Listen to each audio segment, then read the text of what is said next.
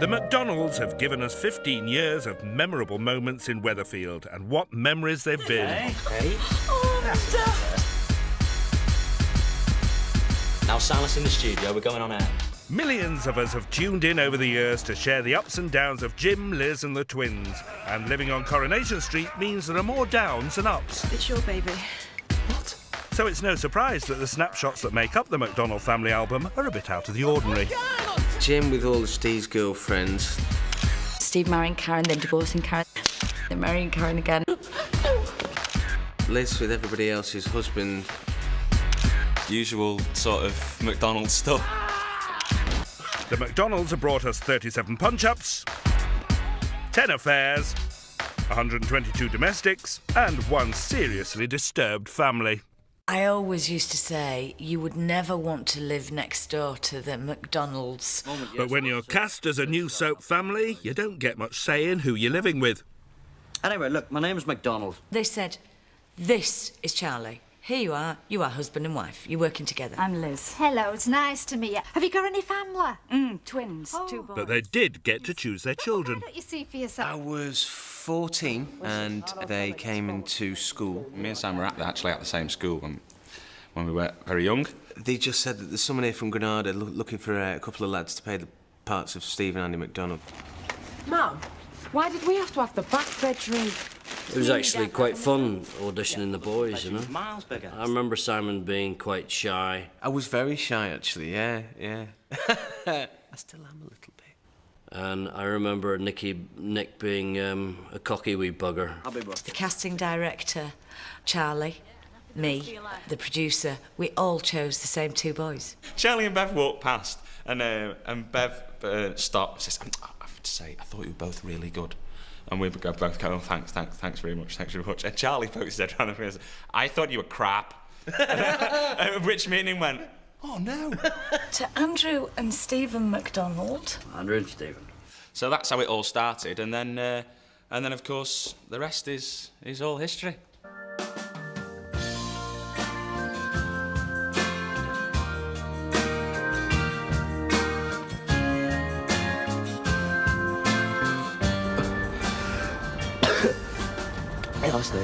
No. We were 16 on the biggest show in the country, just having a ball. Hey, you two! And I think we just had a bit of a spark between each other. They were the 2 kind of heartthrobs. My aunties always used to say, "You fancy them boys, don't you? You do, don't you? You fancy Steve, one with the blue eyes?" And I'd be like, "No." "Oh, yes, I do, actually." Actually, I fancy myself. I don't tell Simon that, though, now, obviously. Silence in the studio, we're going on air. They used to literally look like Bros. It was wardrobe department who tried to make us like Bros. It was, yeah. Yeah. Actually, do you remember Would you when we wear did that? this? Put that on, we're like...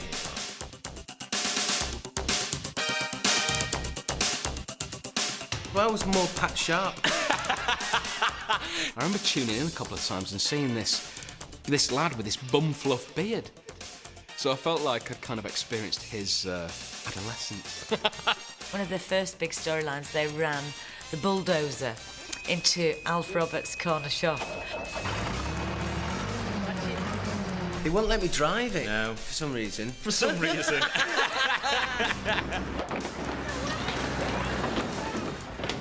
We got to trash a bedroom with them, and the first sort of McDonald twins fight was great fun, I have to say. The guy said, "Right, you got a camera each, there's 2 covering the entire set, just fight and trash the place." Well, at 16, that's just like a red rag, isn't it? I actually punched you, didn't I? Yeah.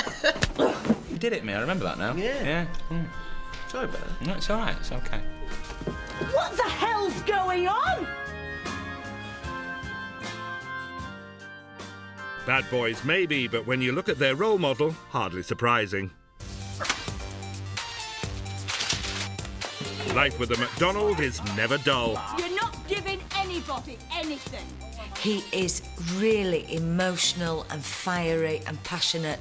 This will do the trick, Gary. Don't you worry your head.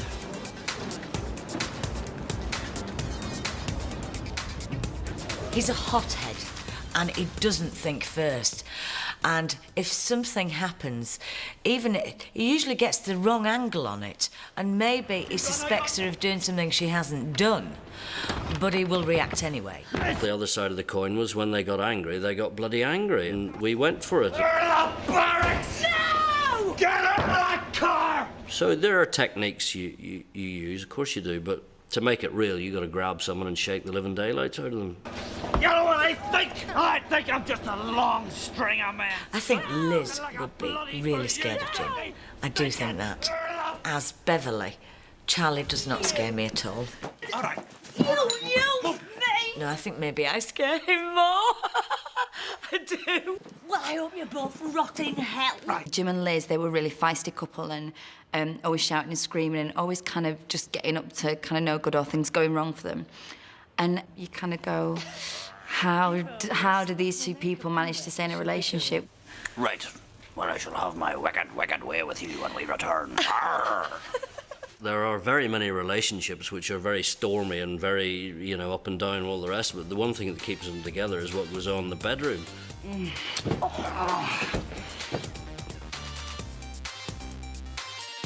The sex life of the McDonalds, I think both Liz and Jim are really sexy. All the time. Yeah. Fiery Jim. Fiery Jim. Defo. Yeah. Legs open Liz. You're joking, aren't you? That was just standard stuff, man. Yeah. It was weekly. Oh, we used to hear it all the She time. shagged everybody else. Can we say that? I don't know. Yeah. I think they would go from swinging from the chandeliers if they could afford one. Do you remember the old Black Bull? Yeah.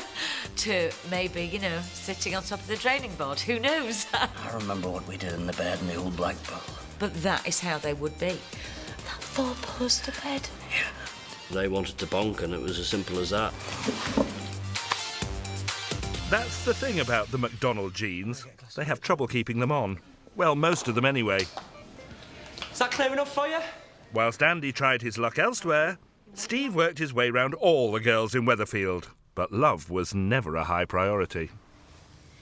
Marrying Vicky for money was one thing, but it was another monetary matrimony where Steve McDonald really met his match. What started as a bet ended as a marriage made in soap heaven as Mr. and Mrs. McDonald emerged as the double act of the decade. We started working with each other and just found that we just had this thing. Keep up, Steve. Talk about your mother. Oh, sorry, did you come with operating instructions? Because if you did, I haven't read them. We just found we could make them funny. It's demand after demand. I want this, I want that. Have you decided to crawl out of your pit now, have you? Karen's looks are described like a bulldog chewing a wasp. You kind of have to get your chin out as far as you can and put your neck in. And do kind of like that. When she wants sex, that's more kind of like, come to bed, baby.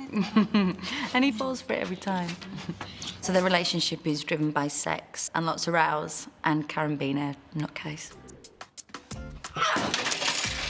That could have hit me. You know what it was meant to. She's thrown plates, bowls, punches. How could you do it to me?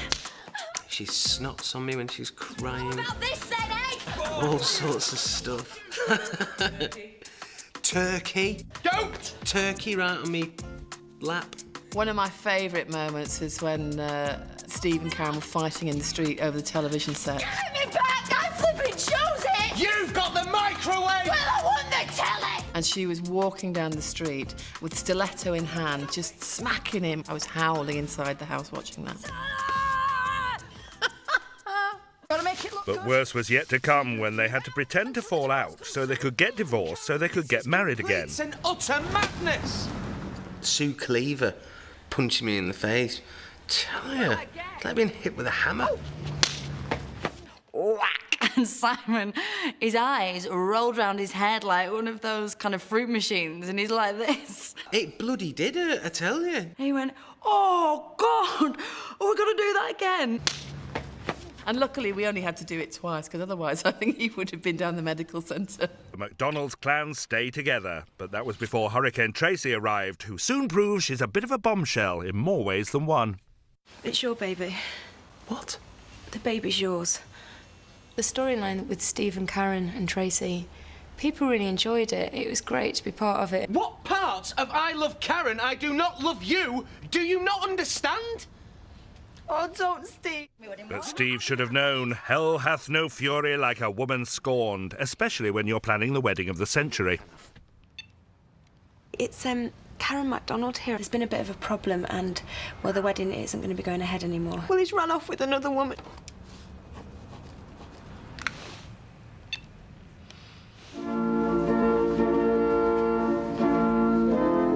Her plans to stop the wedding may have failed, but as the big day arrived, we all knew we hadn't seen the back of Bunny Boiling Barlow. You know, people would come up to me in the street and they'd be dying to know. You know, they'd say, oh, tell me, did they get married? Do you ruin it? And I said, I can't tell you. Go on, tell her. What did you just say? Nothing, honey. She's just going now. What did she say? I said, Steve, that you're marrying is the baby's father. I do remember they're arguing at the back of the church, and for that split moment, we all believed we really were at a wedding where this was happening. It was just gut-wrenching. Is it true? Tell the bride the truth, Steve. Karen. The argument down in the vestry was good, because you've got Karen going crazy at Tracy. Evil, vindictive cow. And I've just got to occasionally chip in with my little bit. When it comes to screwing money out of people, she does it very well. Oh, as opposed to just screwing people. She you know... Scary for Steve. Even scarier for Nick Cochran, back to play Andy McDonald for the first time in 4 years. My first scene back was the scene where Karen beats the living daylights out of Steve with that lovely bouquet of roses that she had. And she absolutely hammered him. We've got pages and pages and pages and pages of dialogue. And it's all very emotional, and of course Nick's got to come in, blah, blah, blah, blah, blah, blah, whatever he says, and then close the door. It's only a couple of lines. Go away! But it's a nerve, right? Especially to a huge storyline, so a little bit nervous. Go away! I had 2 lines and fluffed a pair of them, and they had to do it all again. We had to start again with the whole scene, yeah. It was just, I thought, oh, I don't know what am I doing. This is going to take a few minutes. No, Steve. It'll take more than a few minutes to talk your way out of this one. So, of course, Nick's like that. You can hear him punching himself outside the door. That's probably the most nervous I've ever been doing any street scene ever.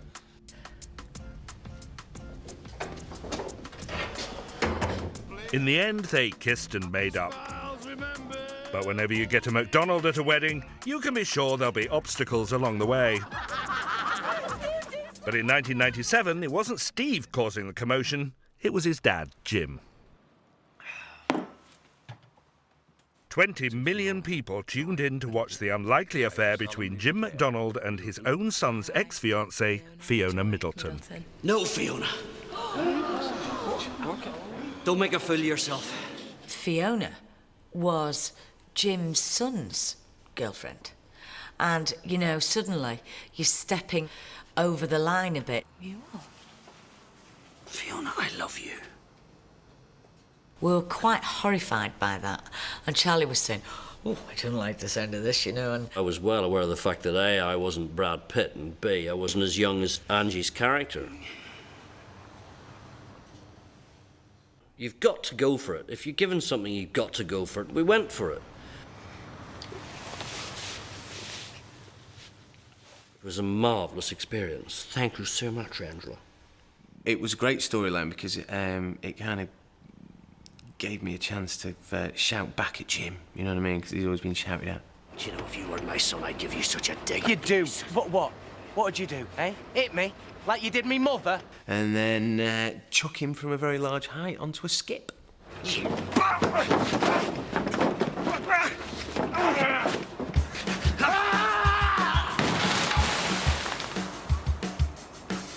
It was marvellous. Unfortunately, I wasn't able to jump into the skip with all the boxes, which I would have loved to have done. So it wasn't me, folks. I mean, how many years ago was that? 5 years ago, maybe more? That's all I ever get. You push your dad off the scaffolding. Which he actually didn't, he fell off. But at the end of the day, blood is thicker than water. You'd have to be a psychopath to come between the McDonalds. Step forward, Weatherfield's resident gangster, Jez Quigley. Stephen James McDonald, come on down! Right, Jez. I think they kind of met in prison or something. And he used Steve's cabs as a kind of drug couriering service. Can I help you? Yeah, I reckon you can. It was 4 years ago when Jez was brought in to give Steve McDonald a taste of his own medicine. No? Well, somebody's been talking to the coppers, and it's somebody that's got it inside their head that I'm the one that did Tony Orrock's in. Steve McDonald wasn't sort of the most popular character in Coronation Street at that particular time when I came into it. I got the wrong idea. We walked through Manchester, I'd always get people patting me on the back, saying it's about time, not McDonald. I had a slap.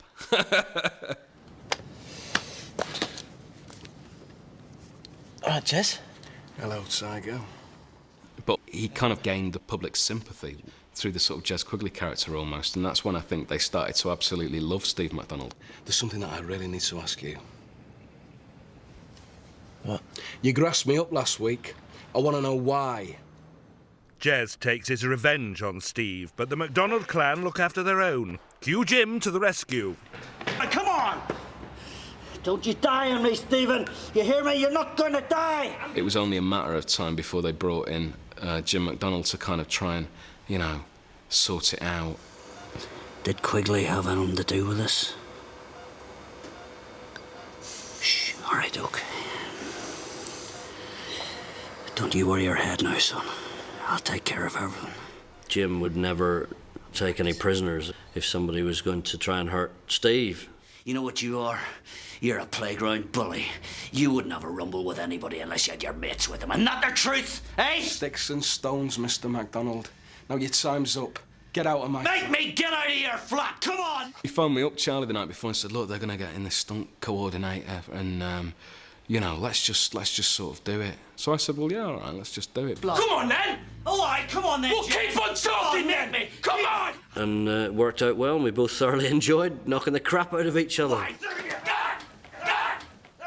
Except he came off worse. Get up! And I couldn't do anything back because it wasn't in the script. So he just used me like a rag doll, punched me around the room. I could take him in real life, though. No, don't put that out, because he'll kill me if he ever sees me. But Jim did kill Jez, and when he was sent down for manslaughter, it was the end of the road for Mr. McDonald. Wish I hadn't. Or was it? 3 years later, Big Mac was back. Who's this? Karen, this is my dad. But you're in prison. He's escaped.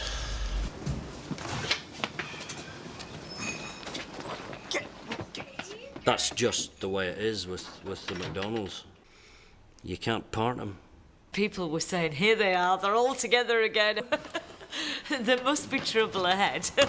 Police, you're joking. Get in the kitchen. The trouble for Simon Gregson was keeping a straight face. It gets me every time. He had this great line when he's supposed to be in the linen cupboard. I'm in the linen cupboard because we're looking for him. Well, of course, Charlie's taking it. It was like, Stephen! Stephen! Stephen! It's your daddy. I'm in the linen cupboard. Let me out. I feel like a boiled egg.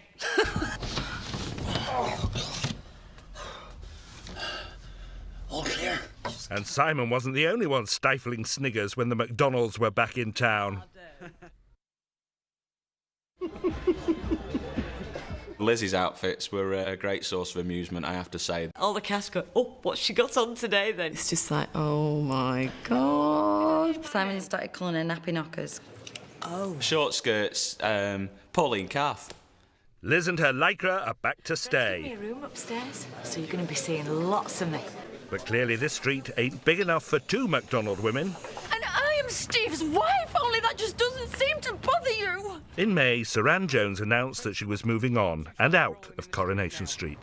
Liz might well beat the living daylights out of Karen before she goes. But from Beverly's point of view, I so don't want her to go.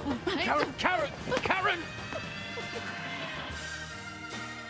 It's just very sad, and hopefully the audience will feel that as well, because I think that they've grown to love them enough as a couple that they'll really kind of feel it. I know I am doing as I'm filming it. Karen! My gran reckons I should report your Rottweiler to the police. They might make you have her put down. It's just hell for Karen. So I don't see how she could stay around happily. Not while Tracy Barlow's there. Well, I'll give you one on the other side to match. No, you won't. Come on. I think there might be a future for Steve and Tracy. I don't know. We'll have to wait and see, I suppose.